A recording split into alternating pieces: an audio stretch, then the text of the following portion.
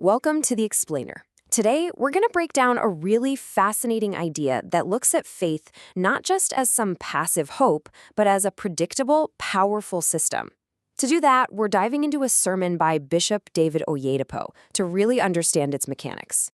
So the whole thing kicks off with these incredibly powerful testimonies, like this one right here. These stories of seemingly impossible things happening are basically presented as Exhibit A, setting the stage and making you ask, is there some kind of system behind all of this? All right, so here's our game plan for unpacking this. First, we're going to look at these extraordinary claims. Then, we'll get into the core concept of what's called a covenant. After that, we'll explore the mystery of faith as the engine behind it all. And finally, we'll break down the specific rules that are said to make it work. Okay, so the entire argument is really built on this foundation of events that just seem impossible. These aren't just presented as cool stories, they're meant to be seen as data points, proof that some higher power is at work. I mean, we're talking about some pretty wild claims here. A stolen car that somehow gets returned from another country, a couple having twins after waiting for 21 years.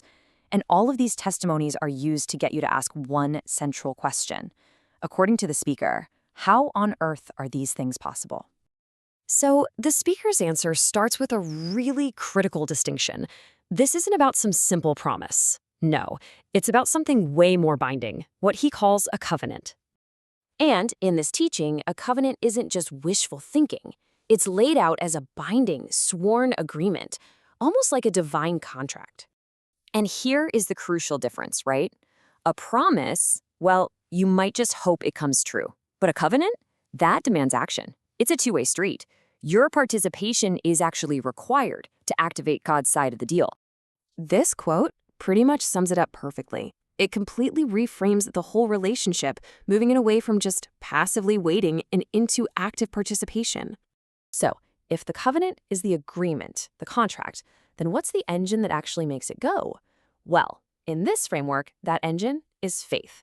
It's the force that makes the whole covenant operational. But that begs the question, right? What are we really talking about when we say faith here? Because it's described as being more than just a simple belief. And just look at how faith is defined. It's not just a feeling you have. It's called a spiritual force, an active partnership, a way of putting God's word to work. You see the pattern? It's all about action, not just emotion. And this right here is the core mechanic of the entire system. According to this teaching, when you genuinely believe something, it isn't just a thought in your head. It's a trigger. It actually provokes a direct, divine response. Man, this quote just nails it, doesn't it? It really emphasizes our role in the process.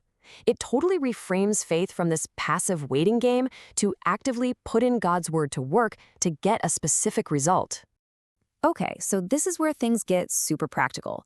If faith is a system, then it's got to have rules, right? So what are the conditions that supposedly make it all work? And that leads to the obvious question that I'm sure you're thinking. If this whole faith thing is so powerful, why doesn't it seem to be working for everybody all the time? Well, the speaker addresses that head on. He lays out these 5 specific conditions.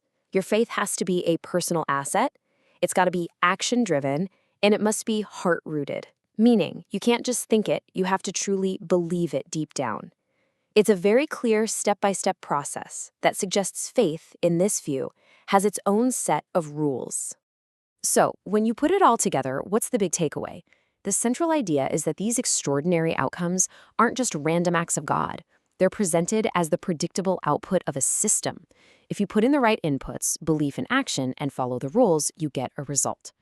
So what you're left with is this framework that tries to turn an abstract belief into something practical, almost scientific.